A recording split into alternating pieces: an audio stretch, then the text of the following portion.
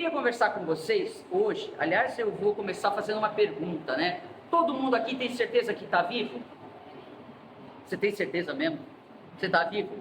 Né? Você está respirando, não é um sonho, não é uma ironia, não é só a sua consciência. Muito bem, se a gente está vivo, é porque a gente nasceu, óbvio, né? E se nós nascemos de alguém, não é? Então houveram pessoas que existiram antes de nós que proporcionaram a nossa existência atual, da qual nós nascemos, os nossos genitores, os nossos pais. E com os nossos pais aconteceu a mesmíssima coisa. Eles também nasceram e existiram, ou existem, porque existiram seres anteriores, os pais deles, os meus avós, que deram origem a eles. E os avós a mesma coisa, com seus pais, que seriam os meus bisavós, não é? O que nós estamos tentando falar para vocês é que toda essa cadeia de formação da humanidade, que o mundo moderno chama de árvore genealógica, não é? A árvore genealógica é aquela composição, a ligação, as conexões familiares que existem entre os indivíduos. Então, essa árvore genealógica é formada por aqueles que vieram antes de mim. Por isso, eles são chamados antepassados, né? E o que é interessante é que esses antepassados, eles conseguem, a ciência já descobriu, que eles conseguem influenciar na nossa existência. Como assim eles conseguem influenciar? Do ponto de vista biológico, né? Eu estou falando de genética, né? Muito do que corre aqui, ó, na nossa veia, no nosso DNA, nos nossos genes, nas nossas células, as nossas características físicas, são herança desses antepassados que deixaram para nós e que vão sendo perpetuadas, né? Então são as características físicas, materiais que estão agregadas em nós. Inclusive, essa herança, né, genética que a gente tem desses antepassados, às vezes, nem sempre é o olho azul, né? A beleza, né? Que a gente acha que tem, puxa, puxei meu pai, olha, o rosto afilado, nem sempre é só isso, né? Às vezes a gente herda também coisas que comprometem a nossa saúde, né? A nossa homeostasia. Homeostasia é equilíbrio de saúde, né? Como assim? Por exemplo, existem determinadas doenças que são chamadas doenças de caráter hereditário, que muitas vezes são transmitidas, né? Por exemplo, diabetes é uma dessas doenças. Não sei se vocês já repararam, quando você vai no médico e ele está fazendo a anamnese, né? Ele está fazendo um levantamento do seu passado, do seu comportamento, ele pergunta lá para você, tem alguma parente seu que tem diabetes? Seus pais ou alguém anterior? Por quê? Porque há uma transmissão de cunho genético. Mas, veja, nós não somos feitos apenas dessa dimensão material. Nós também somos feitas de um outro tipo de dimensão, que é a dimensão psíquica e espiritual. Nessa dimensão psíquica e espiritual, nós também somos influenciados no nosso comportamento, na forma como a gente vê a vida, nas coisas que a gente faz. Veja, eu não estou dizendo que nós somos marionetes, né? Que tudo que a gente faz é influência, tudo que a gente faz é resultado dos antepassados. Não, não é isso. Eu estou dizendo que eles influenciam, não é? É lógico que nós temos livre-arbítrio, escolhas, né? Vontade própria, tudo isso faz parte, né, da realidade concreta. Mas esses mesmos antepassados, sobretudo aqueles que já se foram, que já faleceram, que estão na outra dimensão, na dimensão espiritual, eles podem nos influenciar e muito. Vocês sabem que a tradição africana, sobretudo a tradição iorubá, eles costumam ensinar para a gente que até 7 gerações anteriores podem nos influenciar. É aquilo que alguns mestres chamam de genética espiritual, DNA espiritual. A gente tem um DNA físico, que compõe o nosso corpo, e também temos um DNA espiritual.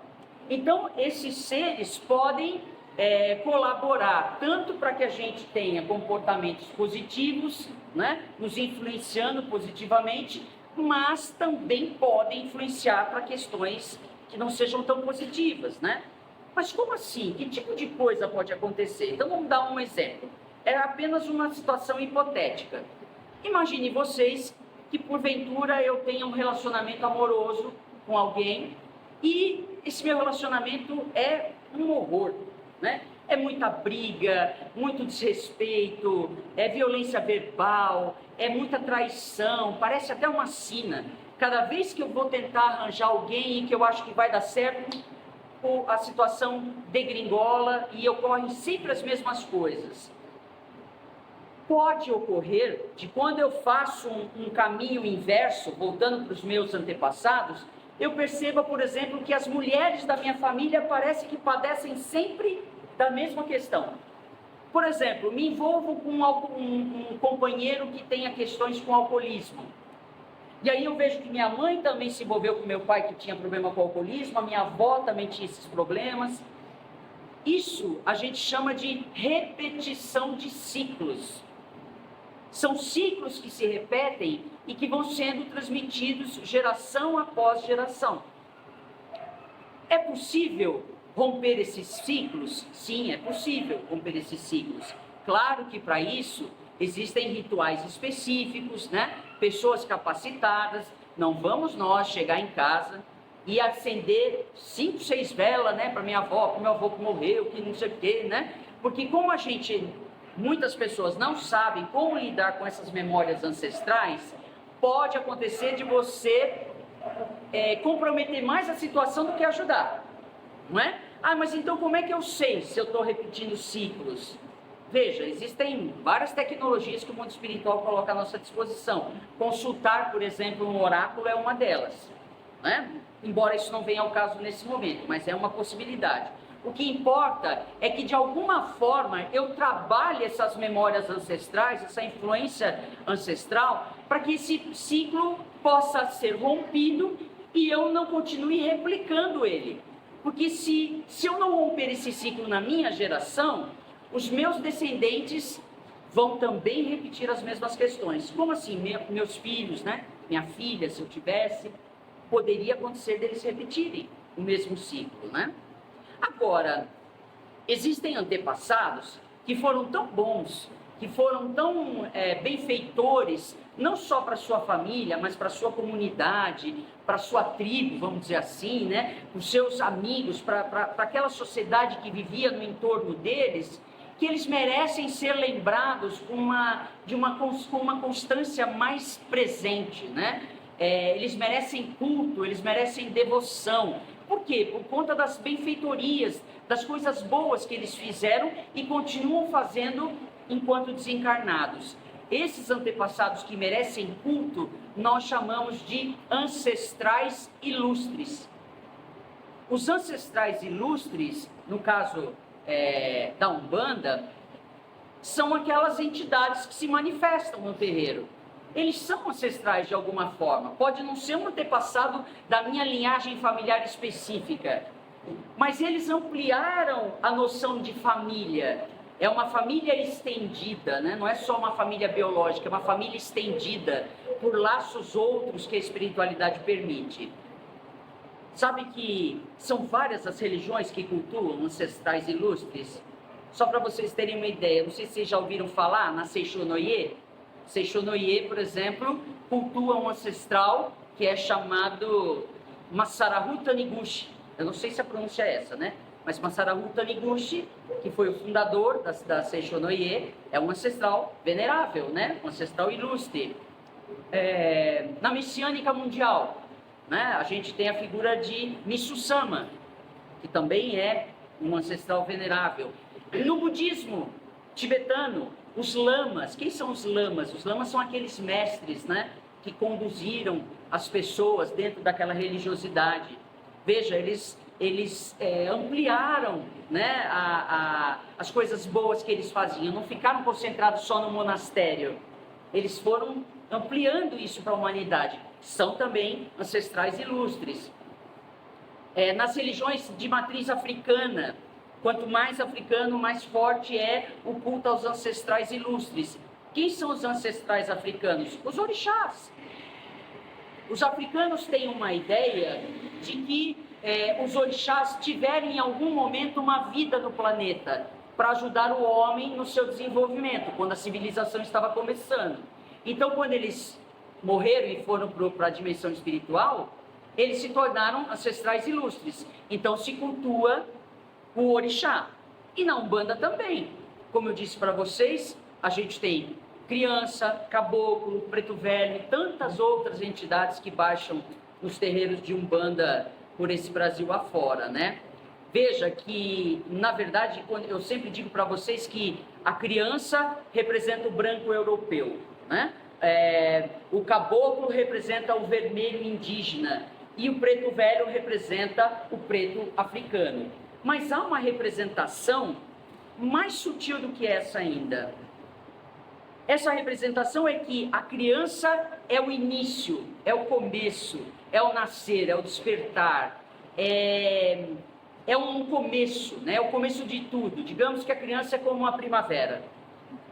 O caboclo representa a maturidade, a força, o pleno vigor, quando ele consegue realizar as coisas, né? Quando ele tem força ativa, ele tem poder de realização para fazer as coisas. E um poder que é absolutamente simples. Portanto, o caboclo representa a maturidade, o verão das nossas vidas. E aí temos o preto velho. O preto velho é a maturidade completa, né? É a velhice, é a sabedoria, é a experiência de vida, não é? Conforme a gente vai envelhecendo, a gente vai indo do outono para o inverno, né? Então, o preto velho, a preta velha, estão relacionados a essa parte final das nossas vidas, em que a gente imagina que conseguiu angariar uma humildade, uma sabedoria suficiente para nos conduzir, não é? E veja, criança é o nascer, caboclo é a plenitude, a maturidade, e preto velho é o fim, não é?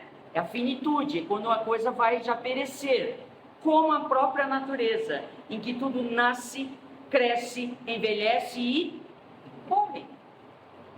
Ai, mas a parte de morrer é ruim, né? Não, fique tranquilo, porque existe um ser dentro da nossa filosofia religiosa, da Umbanda, que faz a ligação entre aquilo que foi e aquilo que será. Como assim aquilo que foi e aquilo que será? Pois é, quem foi? O preto velho, a minha velhice, daqui a uns anos, tomara demore bastante, né? Não estou afim de ir agora, né? Mas a velhice. E aí, quando eu perecer, porque faz parte do ciclo natural da vida, esse ser que é Exu, liga aquilo que foi com aquilo que será. Ele faz, a roda girar para que haja um novo renascimento.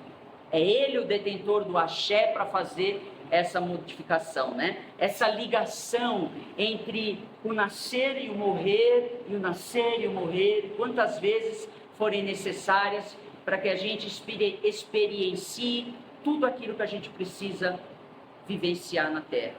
Então vamos aproveitar, quando a gente tem contato com esses seres, esses ancestrais ilustres, né?